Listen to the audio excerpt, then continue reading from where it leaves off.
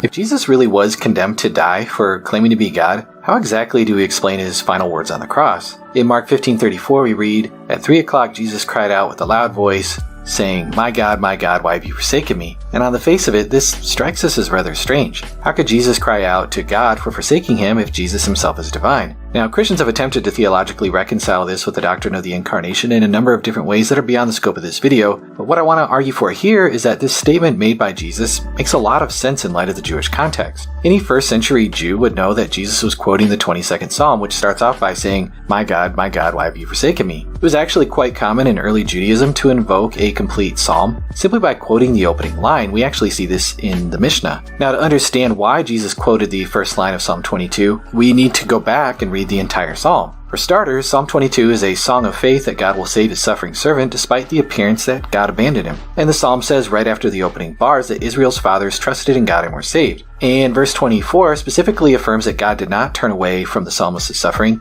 for it reads, "For he did not despise or abhor the affliction of the afflicted, he did not hide his face from me, but heard when I cried to him." More importantly, Psalm 22 is credited to King David, who was writing 1,000 years before Christ. But the psalm really does not fit the David was having a rough day interpretation. David never experienced some of the events described in the psalm. In view of the fact that it sounds eerily like a crucifixion scene, it's not hard to see why Jesus would quote this as a prophecy of his death. Let's take a look at a few of the passages here. It says, "For I am poured out like water, all my bones are out of joint, my heart is like wax, it is melted within me. My strength is dried up like a potsherd, and my tongue clings to my jaws. You have brought me to the dust of death. For dogs have surrounded me, the congregation of the wicked have enclosed me. They pierced my hands and my feet. I can count on my bones. They look and stare at me. They divide my garments among them, and for my clothing they cast lots." Now, some counter-apologists claim that Christian translators twisted the verse regarding the piercing of hands and feet, but that's not entirely true. The Greek Septuagint, which predates Jesus, clearly states they have gouged my hands and my feet. At the very least, these lines describe someone whose feet and hands have been seriously injured. The passage also describes somebody who is naked, exposed to the public gaze, and mocked. Disjointed bones would definitely be the effects of a crucifixion victim, and they would also be exhausted and dehydrated. Being poured out like water means that they'd be bleeding out.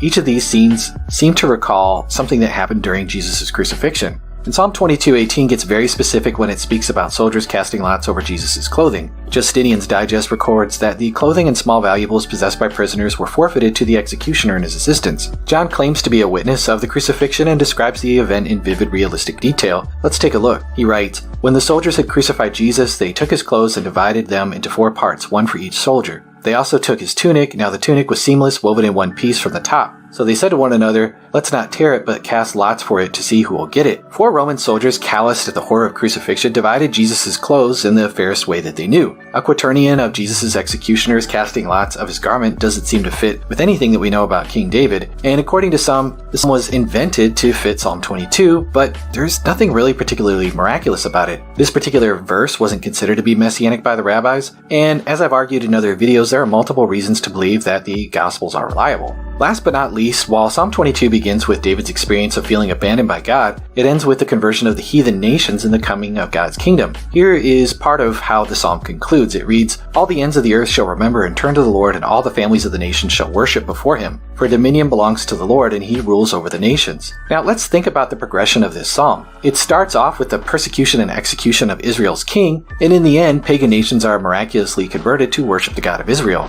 This begins when a Roman centurion witnesses Jesus' death and calls him God's son. We read this in Mark 15:39. Jesus' cry on the cross doesn't prove that he died as a failure, but that he viewed his death as the victory of the God of Israel. The God of the Jews is now worshipped by literally billions of Gentiles today. We have to ask, when exactly did this start? The answer is simple, with the death of Jesus of Nazareth. Now, how could this passage apply to King David? King David died peacefully as an old man in the arms of Abishag the Shunammite, and even the 11th century Jewish commentator Rashi applied these sufferings to the Jews in exile. Here's what Rashi had to say. He writes, "They, meaning the people of Israel, are destined to go into exile, and David recited this prayer for the future." So Rashi seems to think that this psalm applies to something that hasn't happened yet. But it seems clear from this passage that this psalm is referring to an individual. The Jewish exile certainly did not lead to the conversion of pagan nations either, and even other rabbinic midrash applied this passage to a future messianic figure referred to as Ephraim, seeing that this applied neither to Israel in exile or King David. So who else's deliverance from extreme suffering and death was worthy of being repeatedly recounted before Israel's assembly? Is there any other individual's deliverance from extreme suffering or death worthy of worldwide attention to the point where nations turn to the God of Israel because of it? It seems pretty clear that Psalm 22 can only be fulfilled by the death and the resurrection of the Messiah, Jesus of Nazareth, the perfectly righteous one.